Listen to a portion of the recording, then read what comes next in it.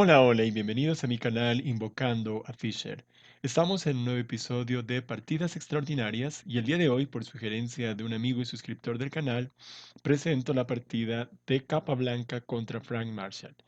Esta partida tiene mucho interés desde varios niveles, desde el nivel histórico y desde el nivel teórico, porque fue la primera vez en la cual se dio este famosísimo ataque en la española que creó Marshall para tratar de sorprender a Capablanca. Y también tiene un valor extraordinario porque justamente Capablanca encontró la respuesta a la primera línea que inventó Marshall y logró refutarlo en su momento. Pero eso no significó la muerte de ningún modo de este famosísimo ataque, porque luego el mismo Marshall mejoraría su ataque y luego otros teóricos, incluyendo grandes jugadores actuales, le han dado fortaleza, fuerza y se mantiene tan vigente hasta el día de hoy como en otros tiempos. Así que vamos a ver esta partida y voy a añadir algunos análisis que sé que les van a servir sobre todo a los que les interesa el juego de ataque de gambitos. Muy bien, Capablanca inició la partida con E4, E5, esta parte es completamente teórica, la conocemos, es la línea típica de la española, y después de la jugada torre 1 al B5, alfil B3, este es el momento en el cual Marshall preparó el famosísimo gambito o ataque Marshall, porque entrega un peón después de la jugada D5. Peón por peón, caballo por y torre por. Y vemos que las negras han sacrificado un peón con la intención de acelerar su desarrollo y crear varias amenazas de ataque. En este punto, Marshall jugó caballo F6, que podríamos denominar la línea antigua o la primera idea que se le ocurrió a Marshall. Pero en la actualidad, el ataque Marshall sigue vigente con la jugada C6. Después de C6, se suele jugar D4, alfil D6, torre 1, dama H4, G3, dama H3 y las negras empiezan a especular con la debilidad de las casillas blancas y con el más rápido desarrollo que tienen, porque podemos ver que las blancas tienen todas sus piezas, aún, bueno, no todas, pero la mayoría de sus piezas aún no están en juego. Entonces, regresemos aquí al punto de caballo F6, que es la línea antigua. Las blancas regresan a E1 porque precisamente viene el ataque directo con el alfil a la torre ganando un tiempo. Y las blancas juegan H3 para aparentemente impedir el salto de caballo hasta G4. De todas maneras, esta jugada llega en este momento justo y las blancas juegan dama F3. Evidentemente un principiante quisiera saber qué sucede si las blancas capturan el caballo y vamos a verlo. Viene la jugada dama H4 y se está amenazando entrar en H2, viene rey F1, luego la dama en H1, se entra por G2, se toma en G4 y posiblemente ganando la dama también. Entonces hay amenazas muy fuertes de mate. Por esa razón, después de dama H4 se suele jugar G3, pero las negras tienen tan buen desarrollo y las blancas no tienen forma de defender a su rey con las piezas que aún tienen guardadas, que siguen este festejo de sacrificios, vamos a llamarlo así. Y si las blancas suelen jugar rey F1, viene la jugada alfil por G4 y la partida prácticamente finaliza porque no hay forma de impedir la jugada alfil H3, dando mate en pocas jugadas. Entonces, prácticamente se juega dama por y después de esto los peones del flanco de rey pueden apoyar para un posible mate y salen las torres rápidamente también a jugar y por el atraso de desarrollo las blancas no se pueden defender. Por esa razón, ante caballo G4, las blancas juegan dama F3. Y aquí quisiera contarles una anécdota interesante porque resulta que, bueno, la jugada que sigue en este momento es dama H4 y aquí las blancas juegan D4. Pero en una oportunidad, en un torneo que jugué en Medellín hace muchos años, las blancas me sorprendieron con esta jugada, torre E8. Y quiero compartirles esto porque a quienes decidan jugar estas líneas les puede servir muchísimo estas ideas. Resulta que aquí las negras no pueden capturar porque vendría simplemente dama por, rey aquí, dama por, única jugada y jaque mate. Entonces no se puede jugar de ese modo.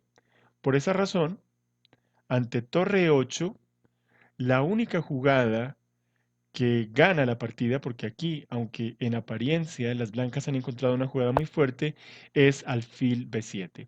Y diríamos, bueno, pero ¿qué sucede si las blancas capturan primero la torre? Vendría también torre por, pero las blancas no pueden capturar el alfil porque vendría dama por F2 y dama F1 jaque mate. Entonces aquí la pregunta sería, ¿qué pasa si que se captura el caballo con la dama? Vendría la inmediata torre 8, una jugada muy fina que amenaza mate en una, activando también otra pieza y obviamente las blancas no pueden capturar la dama. Forzosamente tiene que venir rey F1 para impedir la entrada de la torre N1, pero entonces viene dama E7 amenazando mate otra vez en una jugada. Y las blancas prácticamente desde aquí solo están haciendo jugadas defensivas. Viene la jugada dama E5 amenazando infiltrarse por la casilla H2 y dar mate en H1. Entonces viene G3 y ahora viene, fijémonos la fuerza de los dos alfiles en las dos diagonales, dama E4 y es prácticamente imposible salvar esto.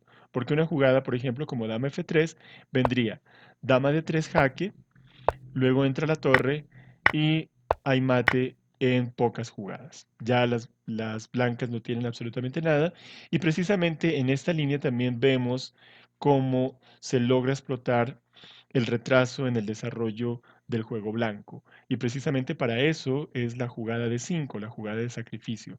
Por eso regresemos otra vez a esta línea, a este punto, en el cual entonces las blancas hacen las mejores jugadas posibles.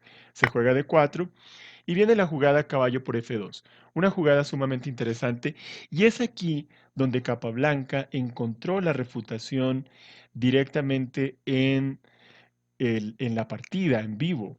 Es decir, Marshall planificó, buscó y de forma muy creativa creó este ataque, pero Capablanca logró encontrar la refutación en plena partida y la refutación es la jugada torre 2.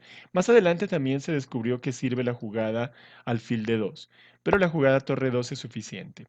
Ahora, veamos qué pasaría, porque pues, nuevamente insisto, para los principiantes esto es importante, si las blancas juegan dama por F2. Vendría la inmediata jaque y forzosamente las blancas tienen que jugar rey F1. Aquí es importante tener presente lo siguiente. ¿Qué pasa si las negras atacan directamente a la dama? Eso sería un error fatal porque las blancas dan mate en dos jugadas con dama por F7 jaque. Si se juega rey H8, simplemente dama por F8 mate.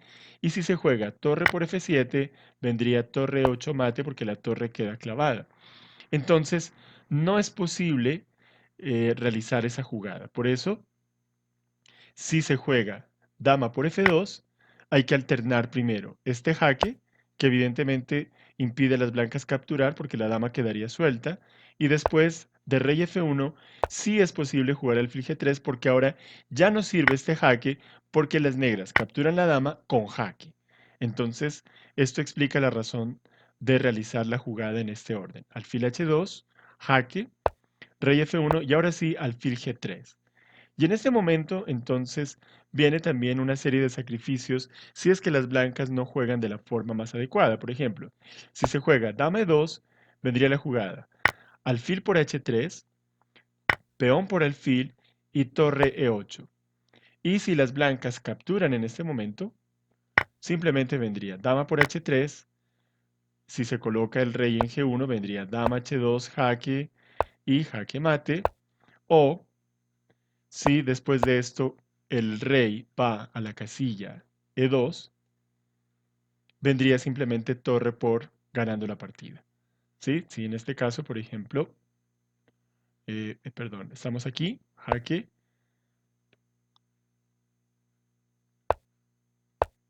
me perdí un momentito. Si en este jaque las blancas juegan rey E2, vendría torre por dama ganando la partida, tomando también la torre de E1. Muy bien, entonces volvamos otra vez a este punto donde Capablanca encuentra la jugada. Por eso las blancas no capturan el caballo. Entendemos cuál es la razón. Jugó Capablanca torre 2 y de aquí en adelante ya las blancas quedan con ventaja y logran gradualmente sacar sus piezas hasta nivelarse en el desarrollo con las negras y queden incluso con pieza de ventaja. Vamos a verlo. Viendo la jugada alfil G4, peón por, y de todas maneras las blancas capturaron, pero aquí las blancas deciden devolver una pieza para mantener o tratar de igualarse en el desarrollo, y después de estas jugadas el rey ya ha quedado a salvo en la casilla C2. Ya esta parte no es tan interesante, toda la parte, digamos, que era tormentosa para para las blancas ya se ha superado, y ahora hay que ser solamente pacientes para lograr desarrollar las piezas y liberarse de los problemas que se tienen. Obviamente las negras tratan de enredar sacrificando los peones del flanco de dama, pero no es suficiente para ganar esta partida. Ya las negras están perdidas, vienen esta serie de cambios y en este momento las blancas están sumamente ganadas, están en una excelente posición, el punto F7 es muy sensible, este alfil es muy fuerte sobre la casilla G7, se tiene un peón pasado en B6 que va a ser apoyado por el alfil hasta B7, la torre puede venir también por A7, simplificando la posición y facilitando el juego a las blancas, de manera que aquí las negras ya deberían rendirse, pero Marshall siguió jugando un poco más, viene la jugada B7 y en este momento las blancas realizan la jugada decisiva ya para ganar la partida, porque este ya es el último error de la partida de Marshall, porque viene la jugada alfil por F7. Y evidentemente las negras ya no pueden hacer nada y deben rendirse. En dado caso que se capturara, pues vendría simplemente jaque y se tiene mate en pocas jugadas de este modo. Muy bien, esta ha sido la partida y una explicación adicional de la línea antigua del ataque Marshall. Y les recomiendo para quienes no han visto ese video y les interesa conocer un poco más el ataque Marshall, sobre todo la línea nueva, la línea que se juega actualmente, tengo un video explicando de forma mucho más profunda porque es de la sección análisis jugada a jugada. Hay una gran explicación sobre el ataque Marshall en la versión actual.